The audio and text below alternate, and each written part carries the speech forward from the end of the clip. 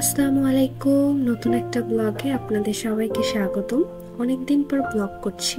এক্সামের আগে last blog করেছিলাম গত মাসে। তো 12 তারিখ এক্সাম শেষ হয়, আর এক্সাম হওয়ার সাথে সাথে আমি অসুস্থ হয়ে পড়ি, জ্বর, তারপর সর্দি কাশি। তো এসব মিলিয়ে আর ব্লগ করা হয়নি। তো ঘুম থেকে উঠে পড়েছি সকালবেলা, আর এখন কিন্তু সকালে ভালোই ঠান্ডা পড়ে। তো বিছানাটা রেডি করে নিচ্ছি। সকালের এই ঠান্ডাটাও একটু অন্য রকমের, ভালো লাগে। একটা হালকা ঠান্ডা, বেশি ঠান্ডা না আবার একদম গরমও না, হালকা হালকা একটু ঠান্ডা। আর সূর্য কিন্তু এখনো পুরোপুরি ওঠেনি, অল্প উঠেছে। আর বাইরে এখনো কিন্তু কুয়াশা আছে। আমার ভিডিওতে হয়তো বোঝা যাচ্ছে না, কিন্তু বাইরে কিন্তু এখনো একটু হালকা হালকা কুয়াশা আছে। তো এখানে রুটি বেলে নিয়েছি, ভাত হচ্ছে আর আলু ভাজি হচ্ছে। আলু ভাজিটা হলে তারপর রুটিটা ভাজবো। আর সকালটা সম্পূর্ণই ডেলি ব্যস্ত থাকে, একটা ব্যস্ততার মধ্যে যায় পুরো সকালটা। ঘুম থেকে ওঠার সাথে সাথে আম্মু অফিসে যায়, আর আমার যেদিন কলেজ থাকে, আমি যেদিন কলেজে যাই, সেদিন আরো এক্সট্রা একটা ব্যস্ততা থাকে। আর আম্মু আমাকে একলা রান্না করতে দেয় না। যেদিন কলেজে না যাই সেদিন হয়তো আমি একটু ভাতটা রান্না করি দুপুরবেলা, কিন্তু এছাড়া আম্মু দেয় না, ভয় পায় যদি আমি হাত টাত করে ফেলি, এই জন্য। আর কলেজ থেকে আসতে আসতে তো আমার দুপুর হয়ে যায়, এসে আর ভাত রান্না করা সম্ভব হয় না। তো যেদিন কলেজে যাই ওদিন সকালবেলায় সবকিছু কমপ্লিট করে রেখে যাই। তো রান্না বাড়া কমপ্লিট করে এবার নাস্তা করছি। নাস্তা করা শেষ হলে তারপর রেডি হব। তো রেডি হয়ে তারপর কলেজের ব্যাগটা গুছিয়ে ফেলবো। আজকে এই আউটফিটটা পরবো, এই নেভি ব্লু কালারের বোরখাটা পরছি। এই বোরখাটার ডিজাইনটা আমার কাছে অনেক ভালো লাগে, ময়ূরের পালকের প্রিন্ট আছে, তো এই জন্য দেখতে অনেকটা ভালো লাগে। রেডি হয়ে বেরিয়ে পড়েছি। এখন সামনে মেইন রোডে যাব। মেইন রোডে গিয়ে ওখান থেকে অটোতে উঠবো। তো অটো একদম কলেজের সামনে আমাকে নামিয়ে দিবে। তো এতে সুবিধা হয়, রিক্সার চেয়ে অটোতে যেতে একটা আলাদা মজা আছে।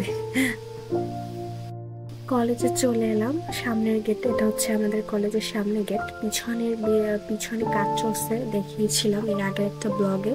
তো এই জন্য পিছনের গেটটা খোলা থাকে, কিন্তু ওখান থেকে আসতে আমার ভালো লাগে না, কারণ ওই সাইডে কাজের জন্য একদম ইট পাথর এগুলো আর কি ওই সাইডটায় পথটায় পড়ে আছে। তো এর জন্য তার চেয়ে সামনের গেট থেকে আসাই আর কি ভালো। আর এখন যে অটোরিকশা চলে, এই অটোরিকশা আবার সদর রোড আসে না, আর মেন গেটে আসতে হলে তো আমাদের সদর রোড হয়ে আসতে হয়। তো এই জন্য আমি অটোতে আসি, আর যেদিন মনে চাই সেদিন রিক্সায় করে আসি। আর রিক্সা আসলে তো সামনের গেটে আসা যায় না, ওদিনকার পিছনের গেটেই নামতে হয়। তো কলেজে ভালোই আছে স্টুডেন্ট, এখন তো বেশি, কারণ যেহেতু আমার ক্লাস 10:30টায় হয়, আমি 10টার মধ্যেই চলে আসি কলেজে। তো এই জন্য আর আজকে আরও স্টুডেন্ট বেশি, কারণ আমাদের কলেজে আন্তঃক্রিয়া প্রতিযোগিতা হচ্ছে। গতকাল ছিল 2 তারিখ ছিল, আর এই ব্লকটা হচ্ছে 3 তারিখে। তো 3 তারিখও আছে, আর একটা দিন আর মেবি 5 তারিখ, হ্যাঁ 5 তারিখ মনে হয় আর আছে। এই 3 দিন আর কি খেলা হবে। তো আমি ডিপার্টমেন্টের দিকে যাচ্ছি। হাতে যেহেতু এখনো অনেকটা সময় আছে, তো ডিপার্টমেন্টে কিছুক্ষণ বসে থাকবো, তারপর ক্লাসে যাব। ক্লাস হবে আজকে আমাদের কলা ভবনে 3 তলায়, প্রতিদিন ওখানেই হয়। 2টো ক্লাস আছে, তো 2টো ক্লাস ওখানেই হয়।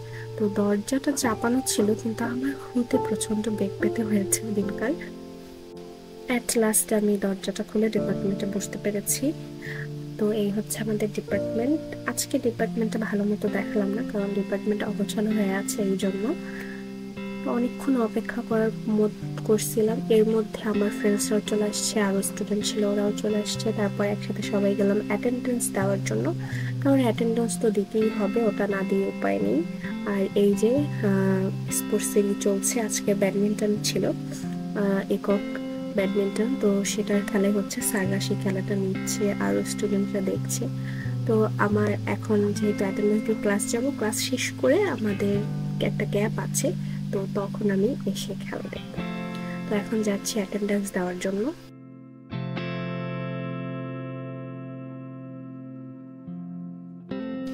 অ্যাটেন্ডেন্স দিয়ে এখন 3 তলায় যাচ্ছি ক্লাস করার জন্য।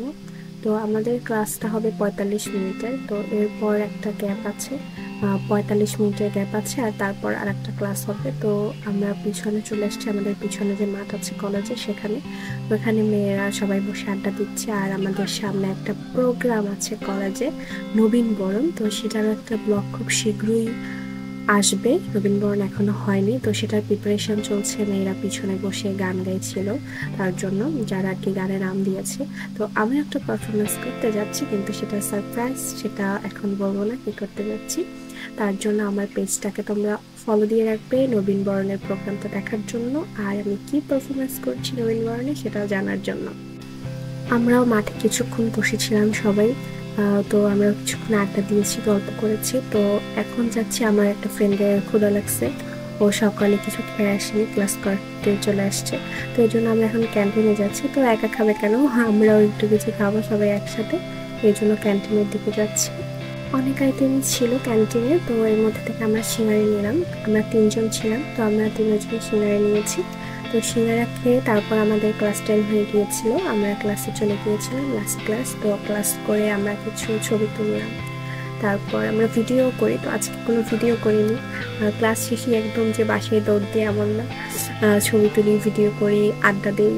তো আজকে আর তেমন কিছু একটা করিনি, আজকে বাসার দিকে চলে যাচ্ছি। বাসায় পৌঁছে দরজা জানলা আমি আটকে রেখে যাই, কারণ যেহেতু আমার রুমের এই জানলার পাশ দিয়ে রাস্তা আছে, তো এই জন্য রিস্ক থাকে একটা চোরের। তো এই জন্য জানলা আটকে রেখে যাই। তো জানলাটা খুলে দিলাম, আর এত রোদ ছিল বাইরে, সকালবেলা যেমন ঠান্ডা লাগে তেমন দুপুরবেলা প্রচণ্ড রোদ। আর আসার সময় পথে আমি বাঁধাকপি পেয়েছি, তো এই জন্য কিনে নিলাম এটা। আমি কখনো একা বাজার টাজার তেমন একটা সবজি টবজি কিনি না, আম্মুই সব করে। এই কিন্তু আমার হঠাৎ বাঁধাকপিগুলো দেখে ইচ্ছে হলো পাকোড়া খাওয়ার জন্য, তো এই জন্য একটা কিনে নিলাম।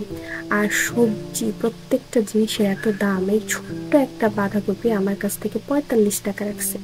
আমি কি জিতছি না ঠকে গেছি তোমরা জানাইও তো যারা বাজার করো। তো বিকেলে এটা দিয়ে পাকোড়া বানাবো।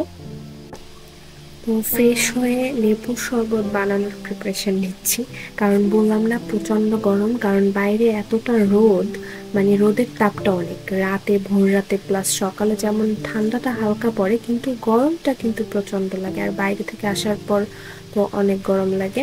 তো এখানে আমি একটু লেবুর শরবত বানিয়ে খাবো, আর লেবুর শরবতটা খেতে কিন্তু আমার অনেক ভালো লাগে, আর এটা একটু স্বাস্থ্যের জন্য ভালো, তবে চিনি দিয়ে না খেতে পারলে বেশি ভালো, কিন্তু আমি চিনি দিয়ে খাবো।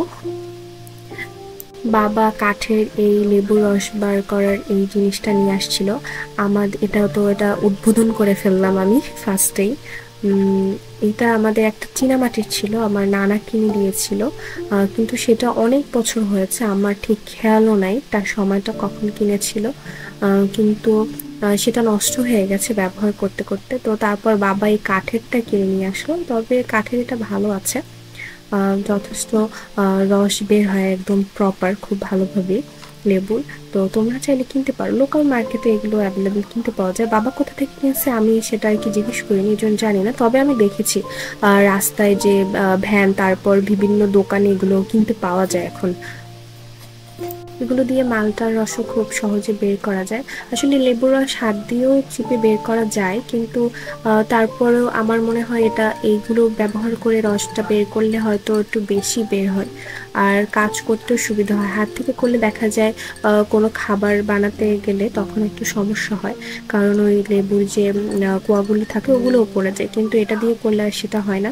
আর মালটা জুস টুস বানাতে গেলে এটা দিয়ে ভালো বানানো যায় আমার মতে। শরবতটা খেয়ে একটু রেস্ট নিলাম, রেস্ট নিয়ে এখন শাওয়ারের জন্য যাব। শাওয়ার শেষ করে তারপর জোহরের নামাজ পড়ে এখন একটু স্কিন কেয়ারের জন্য বসে পড়েছি। স্কিন কেয়ার বলতে শীতের এই সময়টা দুপুরবেলা যতই গরম লাগুক, কিন্তু শাওয়ার নেওয়ার পর কিন্তু আমাদের ফেস তারপর হাত পা একটু শুষ্ক হয়ে যায়, তো সেটাকে ময়শ্চারাইজ করার জন্য আমি এখন বসেছি। তো আমি খুব সিম্পল কিছু জিনিস ইউজ করি, আমি তেমন কোনো হাই ফাই বা অনেকগুলো স্কিন কেয়ার প্রোডাক্ট ইউজ করি না। এই ডাভ ক্রিমটা বা জনসন ক্রিম আছে, তো এই দুটোই আমি ইউজ করি ম্যাক্সিমাম। আর ঠোঁটের জন্য ইউজ করি লিপ জেল নর্মাল, যে মেরিল আছে, তারপর আরেকটা আছে কেয়া ব্র্যান্ডের, নামটা আমার ঠিক মনে নেই। তো এই নর্মাল লিপ জেলগুলোই আমি ইউজ করি। এছাড়া আর বডির জন্য লোশন ইউজ করি, তো লোশনটা আমার শেষ হয়ে গিয়েছে, ওটা আনতে হবে। নিভিয়া বা ভ্যাসলিনের একটা লোশন আছে, বডি লোশন, ওটা আমার অনেক ফেভারিট, আমি কিনে এনে তোমাদের দেখাবো। আমার ওটা শেষ হয়ে গেছে। আর অলিভ অয়েল ইউজ করি, আমি ইউজ করি, আমার আম্মু ইউজ করে পায়ের জন্য, তারপর হাতের জন্য অলিভ অয়েল। এই হচ্ছে আমার সিম্পল স্কিন কেয়ার শীতে, এর বেশি কিছু না। তারপর বসে পড়লাম ভাত খাওয়ার জন্য আর ডোরেমন দেখার জন্য। ভাত খেতে খেতে ডোরেমন বা সিআইডি এগুলো তো দেখি, এছাড়া আরও অ্যানিমেশন যে কার্টুনগুলো আছে। আমি এখনো বড় হইনি, বুঝতে পারছি তোমরা, এর জন্য আমি এখনো কার্টুন দেখি। আমাকে আমার কাজিনরা এখনো খেপায়, আমার ভাইয়েরা খেপায়, আমি এখনো কার্টুন দেখি, কিন্তু কিছু করার নেই। আমার আম্মু আব্বু আমাকে বলে এখনো কি বাচ্চা আছো যে কার্টুন দেখো, কিন্তু আমি তাদের কিভাবে বোঝাই এটা যে শুধু বাচ্চারা দেখে তা না, আমার সাথে যারা আছে ফ্রেন্ড ওরাও দেখে, তবে আমি মনে হয় একটু বেশিই দেখি। তোমরা কারা কারা এরকম দেখো আমাকে কিন্তু জানাবে, বা তোমার সময় এখনো কার্টুন দেখো। দুপুরের খাবার খেয়ে তারপর ঘুম দিয়েছিলাম। ঘুম থেকে উঠে আসরের নামাজ পড়ে ছাদে চলে এসেছি। ছাদে জামা কাপড় ছিল, ওগুলো নিলাম। আর এটা হচ্ছে আমাদের বাড়িওয়ালার ছাদ, যে আমরা যে বাসায় ভাড়া থাকি, তো বাড়িওয়ালার ওই গাছগুলো সব, তার গাছে মাশাআল্লাহ ভালোই সবজি হয়, তারপর ফলও হয়। আর এই আমাদের বাড়ির কাজ চলছে, এখন দোতলার কাজের সেন্টারিং চলছে। নিচতলার ছাদ তো হয়ে গেছে, আর এখন দোতলার ছাদ দিবে, এই ডিসেম্বরের মধ্যেই দিবে। সেন্টারিং এর কাজ চলছে এই আর কি। ছাদ থেকে এসে এখন পাকোড়া বানানোর জন্য যেসব ইনগ্রিডিয়েন্টস লাগবে সবকিছু প্রিপেয়ার করে রাখছি। মাগরিবের নামাজ পড়ে তারপর পাকোড়া বানানো শুরু করে দিব। তো এর জন্য বাঁধাকপিটাকে ফার্স্টে কেটে নিচ্ছি। তারপর আরও লাগবে পেঁয়াজ, লাগবে ধনেপাতা, কাঁচামরিচ, এগুলো লাগবে। তারপর আর যে মশলা আছে, আর চালের গুঁড়ো আম্মু আজকে নিয়ে আসছিল প্যাকেট কিনে, তো সেটা আছে। তো এখন এই কাটাকুটিগুলো সব কমপ্লিট করে রাখবো। আমি এখানে হাফ বাঁধাকপি নিয়েছিলাম, পুরোটা নিইনি, অর্ধেকটা রেখে দিয়েছি আর অর্ধেকটা নিয়েছিলাম। আর এগুলোকে খুব পাতলা পাতলা করে কুচি কুচি করতে হবে, কারণ যেহেতু আমরা এগুলোকে আলাদাভাবে সেদ্ধ করব না, ওই ভাজার মধ্যেই যেহেতু এটা কুক হবে, এই জন্য আমি একদম মোটা মোটা করে কাটবো না, যতটা সম্ভব একটু চিকন চিকন করে কাটবো।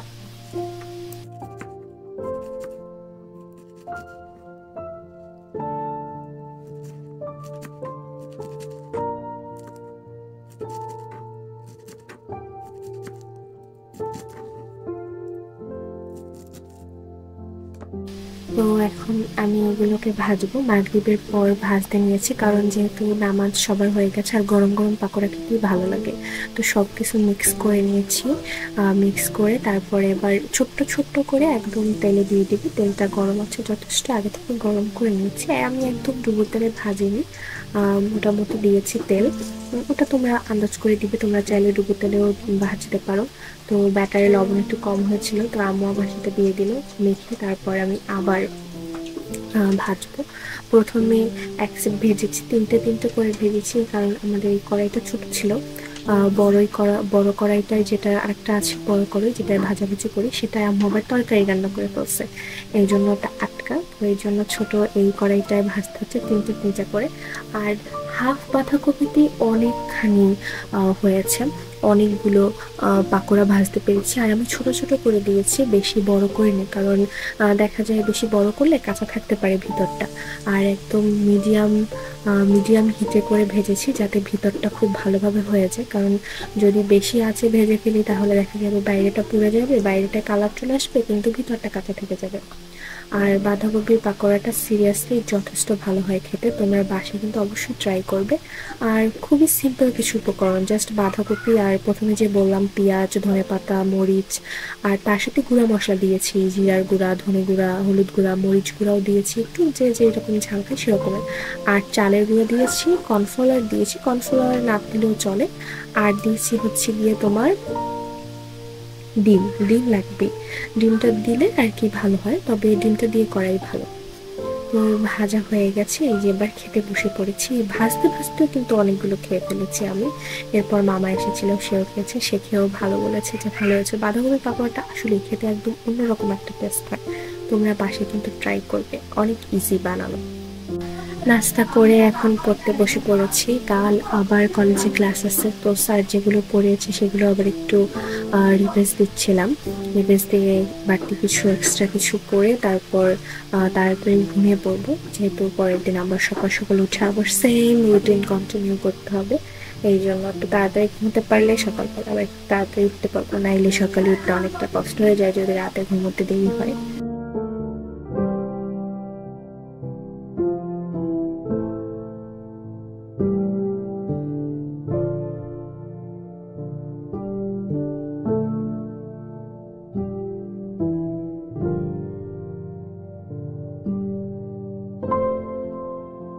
পড়া শেষ করে ফোন নিয়ে বসে পড়েছি। আজ আর রাতে খাবো না, এক মগ গরম গরম গরুর দুধ খেয়েছি মধু দিয়ে। তো এখন অ্যানিমেশন দেখছি, একটা অ্যানিমেশন দেখবো, একটা ভৌতিক কার্টুন অ্যানিমেশন। এগুলো আজকাল দেখছি, মজাই লাগে এগুলো দেখতে। আজকের ভিডিওটা এই পর্যন্তই। ব্লগটা বড় ছিল আমার আগের ব্লগের তুলনায়। আশা করছি তোমাদের ব্লগটা আজকে ভালো লাগবে। এই ছিল আমার সারাদিনের রুটিন, আমি কি কি করি না করি। তো চ্যানেলটাকে সাবস্ক্রাইব করে দিবে, ভিডিওটাতে অবশ্যই লাইক দিয়ে দিবে এবং শেয়ার করতে কিন্তু ভুলবে না। আল্লাহ হাফেজ।